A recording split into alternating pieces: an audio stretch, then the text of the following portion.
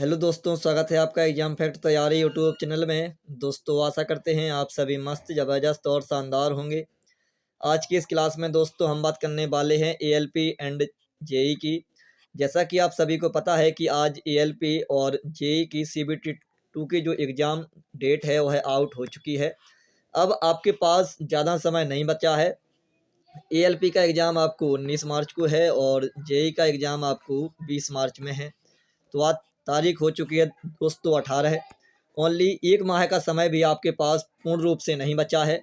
तो इस एक माह में आप तैयारी अपनी किस तरीके से करेंगे ताकि आपका एग्ज़ाम एक ही अटेम्प्ट में निकल जाए, यानी एक ही बार में आप एग्ज़ाम को कैसे निकालेंगे, हम आपको इसके बारे में बिल्कुल सटीक रणनीति बताएंगे दोस्तों। और इसके अलावा आपको हम और बता दें तो यहाँ पर आपको बताया जाएगा कि आखिर रिजल्ट कब तक आएगा और जो कट ऑफ है एएलपी की वो है कितनी जा सकती है सीबीटी फर्स्ट की।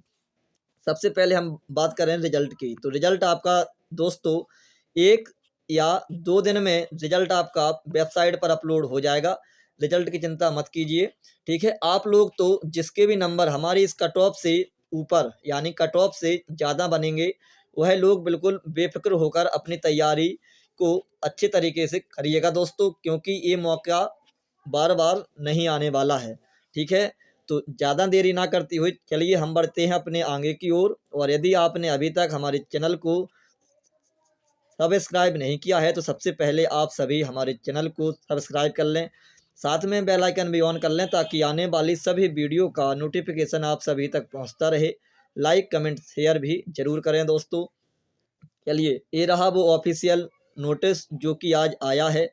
यहाँ पर आप सभी देख सकते हैं गवर्नमेंट ऑफ इंडिया है, ministry of railway recruitment board है, CEN 01 है जिसका नाम है असिस्टेंट लोको पायलट यानी ALP। और CEN 03 2024 है जिसका नाम है JE DMS CMA ETC। और यहाँ पर है notice regarding tentative schedule of second stage computer based test यानी CBT 2, ठीक है दोस्तों। यहाँ पर जो रिपोर्ट आई है उसमें आपको हम बता दें तो यहाँ पर आप सभी देख सकते हैं कि जो CEN 01 2024 है ALP, इसका जो एग्ज़ाम है 19/3/2025 को है, ठीक है। और यहाँ पर जो 03/2024 है JE DMS, ठीक है। तो यहाँ पर जो एग्ज़ाम है 20/3/2025। यहाँ पर पूरा आपके पास एक माह भी नहीं बचा है। आप लोग अभी से जी जान लगा दीजिए, बिल्कुल 12 से 15 घंटे पढ़िए दोस्तों, जिसके भी नंबर हमारे इस कट ऑफ से ऊपर आ रहे हों, ठीक है। The results for the first stage CBT are under finalisation, ठीक है, याद रखना यहाँ पर। And list of candidates shortlisted for second stage CBT will be published shortly. दोस्तों रिजल्ट आने के लिए तो आपका रिजल्ट आज भी आ सकता है, कल भी आ सकता है और परसों भी आ सकता है। उनका रिजल्ट बन के तैयार हो चुका है, अब उनको ओनली ये रिजल्ट अपलोड करना है, ठीक है। यहाँ पर आप सभी देख लीजिए, उन्होंने हर चीज़ बता दिया है, ठीक है। तो अच्छे तरीके से आप लोग तैयारी करिए। इसके अलावा 10 दिन एडवांस में आपके एडमिट कार्ड यानी exam date on the official website of all RRB, exam date आपकी 10 दिन एडवांस में आ जाएगी। मतलब 19 में यदि आपका एग्ज़ाम है तो 9 तारीख में, और 20 में एग्ज़ाम है तो 10 तारीख में आपको एग्ज़ाम डेट मिल जाएगी। और 4 दिन एडवांस में आपको सेंटर का नाम भी मिल जाएगा। चलिए दोस्तों, इसके अलावा आपको वो इसमें और कोई ऐसी जानकारी है नहीं तो हम आगे अपनी और बात बता दें आपको, और जानकारी आप सभी को हम बता दें। तो यहाँ पर आप सभी देख सकते हैं ये हमारे पास कुछ ऑफिशियल मतलब डाटा आया है, जहाँ पर 75 में से यहाँ पर कितने मार्क पर सिलेक्शन हो गया है, 29 नंबर इनके आए हैं भाई के। और 100 में जो परसेंटाइल बना है वो 40 नंबर का बना है। और इन्हों को कितने नंबर की वो मिली है यहाँ पर नॉर्मलाइजेशन, तो आप लोग देख सकते हैं यहाँ पर इनके 44 नंबर हो चुके हैं। तो भाई यदि 29 से हम लोग आंकड़ा लगाएंगे तो कितने नंबर बढ़े हैं, तो सीधे सीधे 15 नंबर यहाँ पर बढ़ चुके हैं। और यदि हम 40 से आंकड़ा लगाएंगे तो यहाँ पर 4 नंबर बढ़े हैं। तो इतने नंबर की मतलब इनको नॉर्मलाइजेशन मिली है, हमारे हिसाब से ये तो गलत है, लेकिन हाँ 4 नंबर की यहाँ पर इनको नॉर्मलाइजेशन मिल सकती है बिल्कुल।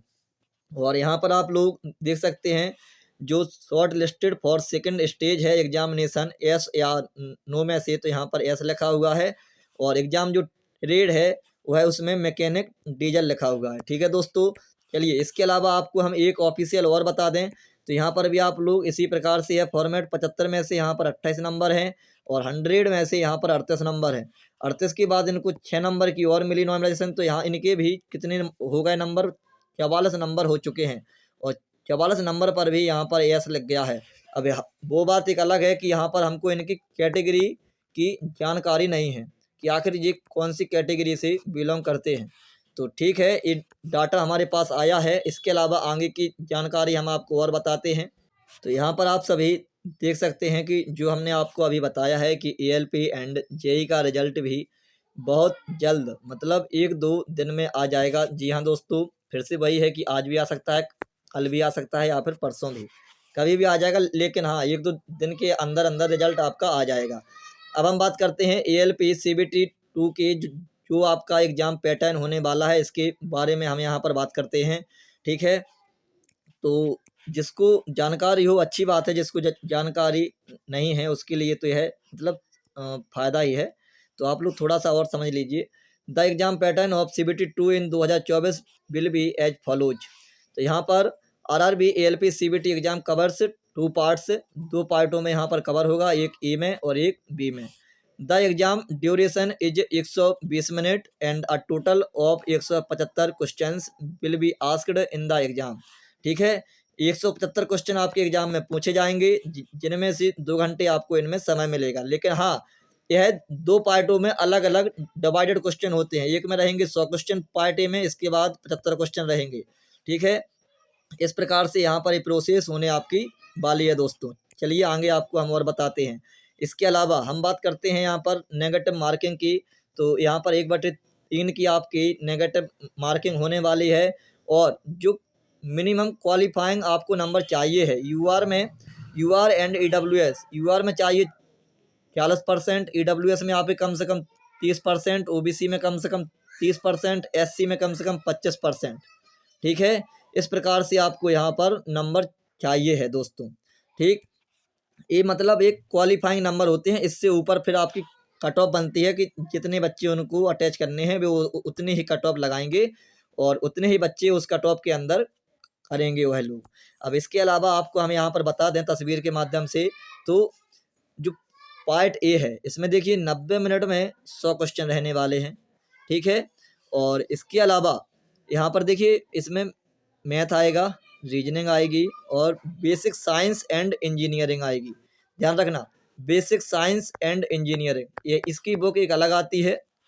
ठीक है, हमारे पास पीडीएफ के माध्यम में उपलब्ध भी है, शायद होगी, तो यदि किसी को आप में से बुक की पीडीएफ चाहिए होगी तो कमेंट में बता देना, उस तक ये बुक फ्री में ही पहुंचा दी जाएगी। आप तो तैयारी करो, जो मटेरियल चाहिए है वो हम पहुंचा देंगे दोस्तों। ठीक है, किसी ना किसी माध्यम से, या तो वह टेलीग्राम के माध्यम से पहुंचा देंगे, या फिर व्हाट्सएप के माध्यम से आप सभी तक पहुंचा देंगे बेसिक साइंस एंड इंजीनियरिंग की बुक। ठीक है, इसके अलावा जो पार्ट बी है यहाँ पर 60 मिनट और 75 क्वेश्चन।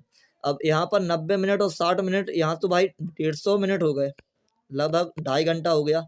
हाँ, तो इसी प्रकार से होगा, 60 मिनट में 75 क्वेश्चन, ऊपर जो 120 मिनट लिखा है वह नहीं होगा। ठीक है, तो इस प्रकार से आपका पार्ट बी होगा। अब हम बात करते हैं आरआरबी एएलपी पिछले वर्ष के प्रश्न पत्र हल करने के आपको क्या फ़ायदे होंगे। तो अब आपकी बात करते हैं हम स्ट्रैटेजी की। जी हाँ दोस्तों, यदि आपने वास्तविकता में इस स्ट्रैटेजी को कवर कर लिया तो एग्ज़ाम हॉल में आपका पेपर बहुत ही शानदार जाने वाला है। हम ये नहीं कहते कि आप सभी चीज़ें हमारी कंप्लीट करिए, लेकिन हाँ, जो हम इसमें बताएंगे आपको इससे फ़ायदा होगा। आप लोग एक बार हमारे हिसाब से करके देखिएगा, फिर हमें कमेंट में बताइएगा। पिछले वर्षों के प्रश्न पत्रों को हल करने से क्या होगा, उम्मीदवार परीक्षा के पैटर्न और संरचना से परिचित हो जाते हैं। वे पूछे जाने वाले प्रश्नों के प्रकार, अंकन योजना और प्रत्येक अनुभाग के लिए समय आवंटन को समझ सकते हैं। जी हाँ दोस्तों, आपकी टाइमिंग जो मैनेजमेंट करनी होती है वो इसी से मैनेजमेंट होगी। इसके अलावा आरआरबी एएलपी पिछले वर्ष के प्रश्न पत्रों का अभ्यास करने के लिए कई अन्य लाभ भी हैं, जिनकी चर्चा हम नीचे करेंगे। दोस्तों हम आपको बताएं अपनी मतलब यूपी प्लस की कहानी। तो हमने ओनली यूपी प्लस के 21 दिन आखिरी का जो सीरीजें उनकी चली थी IWA वालों की, वहाँ पर यूट्यूब पर ही, तो हमने जब उससे कवर किया था अपनी पढ़ाई को, उनके जब प्रैक्टिस सेट लगाए थे, तो उन प्रैक्टिस सेटों से हमको इतना फ़ायदा हुआ है भाई कि कुछ पूछो ही मत, है ना।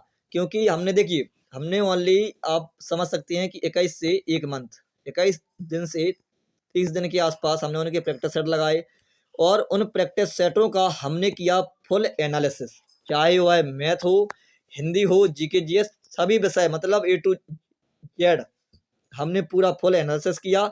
और उसी एनालिसिस की हमने एक बनाई, अलग से एक कॉपी बनाई थी जीके जीएस और हिंदी की, जीके और हिंदी की जो हमने अलग से कॉपी बनाई थी। तो भाई आप यकीन मानिए, हमारी उसी RWA बैच से हिंदी के 4 से 5 क्वेश्चन जो कि सभी बच्चों की दृष्टि से हार्ड थे, लेकिन भाई मुझे वहाँ पर फ़ायदा हुआ था 4 से 5 क्वेश्चन का। नंबर तो अलग बात है, क्वेश्चन का मुझे वहाँ से फ़ायदा हुआ था। तो हम तो यही मानते हैं कि भाई आप प्रैक्टिस सेट यदि लगा रहे हैं, तो आप सभी भी उसका पूरा फुल एनालिसिस करेंगे, तो आपको भाई बहुत फ़ायदा होगा। ये बात जब आपके समय यानी आपके ऊपर आएगी ना, फिर आपको वहाँ पर एहसास होता है कि हाँ, ये वाली बात उन सन ने मुझे सही बताई थी। यहाँ पर देखिए, महत्वपूर्ण विषयों की पहचान।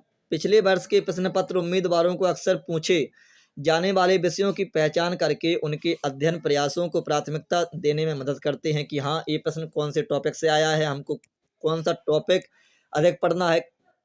काफ़ी टॉपिक ऐसे होते हैं जहाँ से आयोग काफ़ी प्रश्न पूछता है और बार बार प्रश्न पूछता है। इसके अलावा अब आगे आप चलिए, हम पॉइंट नंबर 2 को देखते हैं। ताकत और कमजोरी का आपको पता चलता है कि आप कहाँ, आपका स्टेमिना मतलब कहाँ पर आपका एक पकड़ है, कौन से विषय पर पकड़ है।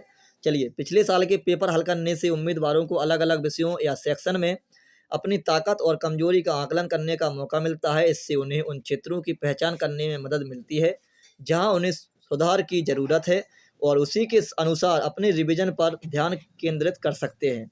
तीसरे नंबर की बात करें, समय प्रबंधन कौशल, यानी आपकी जो टाइमिंग है कैसे कन्फर्म होगी। निर्धारित समय सीमा के भीतर प्रश्न पत्र हल करने से समय प्रबंधन कौशल में सुधार होता है। अभ्यर्थी प्रत्येक प्रश्न के लिए बुद्धिमानी से समय आवंटित करना सीखते हैं और समय पर पेपर पूरा करने के लिए तेजी से प्रश्नों का उत्तर देने का अभ्यास करते हैं। इससे ये भी फायदा होता है, आत्मविश्वास का निर्माण होता है। पिछले वर्ष के प्रश्न पत्रों का नियमित अभ्यास उम्मीदवारों में आत्मविश्वास पैदा करता है। यह उन्हें परीक्षा के माहौल से परिचित कराता है और उनका मनोबल बढ़ाता है, जिससे परीक्षा की चिंता कम होती है। जी हाँ दोस्तों, एक जो प्रेशर होता है वो इसी से कम भी होता चला जाता है। इसके बाद हम बात करते हैं परीक्षा की कठिनाई के स्तर को समझना। पिछले साल के प्रश्न पत्र उम्मीदवारों को परीक्षा की कठिनाई स्तर के बारे में जानकारी देते हैं। यह उन्हें वास्तविक परीक्षा के दौरान आने वाली चुनौतियों के लिए मानसिक और भावनात्मक रूप से तैयार करने में मदद करता है। अब बात करते हैं छठे पॉइंट की, गति और सटीकता में सुधार। प्रश्न पत्रों के साथ निरंतर अभ्यास से उम्मीदवारों की समस्याओं को हल करने की गति और सटीकता बढ़ती है। वे प्रश्नों को अधिक कुशलता से हल करने के लिए शॉर्टकट ट्रिक्स और तकनीक भी आप सभी यहाँ से सीखते हैं। बहुत फ़ायदे होते हैं भाई प्रैक्टिस सेट लगाने के। इसके अलावा हम बात करते हैं आगे संशोधन और समेकन। पिछले वर्ष के प्रश्न पत्रों के माध्यम से अवधारणाओं को संशोधित करने से सीखने को मजबूती मिलती है और जानकारी को बेहतर ढंग से याद कर रखने में मदद मिलती है। यह महत्वपूर्ण विषयों को कई बार दोहराकर पूरी तैयारी सुनिश्चित करता है। दोस्तों, आठवें पॉइंट की हम यहाँ पर बात करते हैं। तो यहाँ पर देखिए, आठवां जो पॉइंट है, आप सभी वास्तविक समय प्रदर्शन विश्लेषण। ठीक है, उम्मीदवार अपने उत्तरों की तुलना दिए गए समाधान या उत्तर कुंजी से करके अपने प्रदर्शन का मूल्यांकन कर सकते हैं। इससे उन्हें अपनी प्रगति और सुधार की आवश्यकता वाले क्षेत्रों को समझने में मदद मिलती है। नौवां पॉइंट है परीक्षा के दबाव को झेलना। पिछले साल के पेपर्स का नियमित अभ्यास उम्मीदवारों को परीक्षा के दबाव को प्रभावी ढंग से संभालने के लिए तैयार करता है। यह वास्तविक परीक्षा के दौरान शांति और धैर्य की भावना पैदा करता है, जिससे बेहतर प्रदर्शन होता है। चलिए दोस्तों, इसके अलावा हम बात करते हैं अब आरआरबी, एएलपी, सीबीटी एक एक्सपेक्टेड कट ऑफ की कि कट ऑफ आखिर क्या जाने वाली है। तो चलिए हम आपको कट ऑफ भी बता देते हैं। यूआर कैटेगरी में जिसके भी नंबर 45 प्लस हों भाई, वो है बिल्कुल यूआर कैटेगरी से तैयारी नेक्स्ट एग्जाम यानी सीबीटी 2 की तैयारी कर सकता है बिल्कुल सिक्योरिटी तरीके से।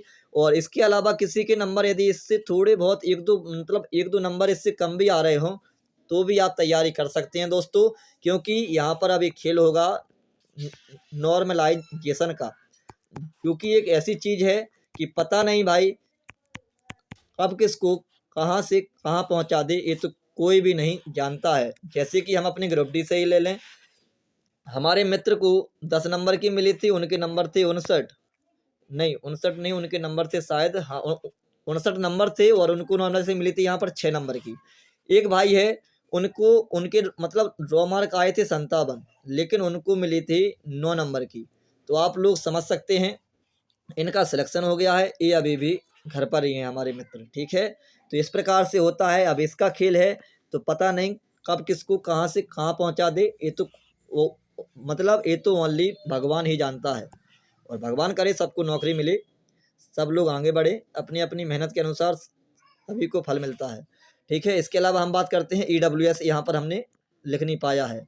तो ईडब्ल्यूएस कैटेगरी की बात करें तो ओबीसी से जस्ट नीचे यानी 38 नंबर के प्लस, या फिर 36 नंबर भी यहाँ से कह सकते हैं, 36 से 38 नंबर ईडब्ल्यूएस कैटेगरी से जिसके बन रहे हों वो है बिल्कुल अपनी नेक्स्ट एग्जाम की तैयारी कर सकता है। ओबीसी में जिसके नंबर 40 प्लस बन रहे हों आप लोग बिल्कुल नेक्स्ट एग्जाम की तैयारी कर सकते हैं। एससी कैटेगरी की यहाँ पर हम बात करें तो जिसके भी नंबर 35 प्लस यानी 35 प्लस नंबर बन रहे हों तो वह भी अपने नेक्स्ट एग्जाम की तैयारी कर सकता है। और एसटी में यदि आप हो तो आपके यदि 30 नंबर से प्लस आ रहे हैं तो फिर आप भी अपने नेक्स्ट एग्जाम की तैयारी कर सकते हैं। और इंतज़ार करिए एक दो दिन का दोस्तों, आपको हमारी यही कट ऑफ मिलेगी वहाँ पर बोर्ड की वेबसाइट पर। इसी के आसपास कट ऑफ आपकी जाने वाली है। हम ये तो नहीं कहेंगे कि भाई ये कट ऑफ 100% यही जाएगी, लेकिन हाँ 90% हमारी इस कट ऑफ के आसपास ही कट ऑफ वहाँ पर जाएगी, ठीक है दोस्तों। आशा करते हैं आपको यह जानकारी बहुत ही अच्छी लगी होगी। इसी के साथ हम अपनी क्लास को विश्राम करते हैं। जय हिंद, जय भारत।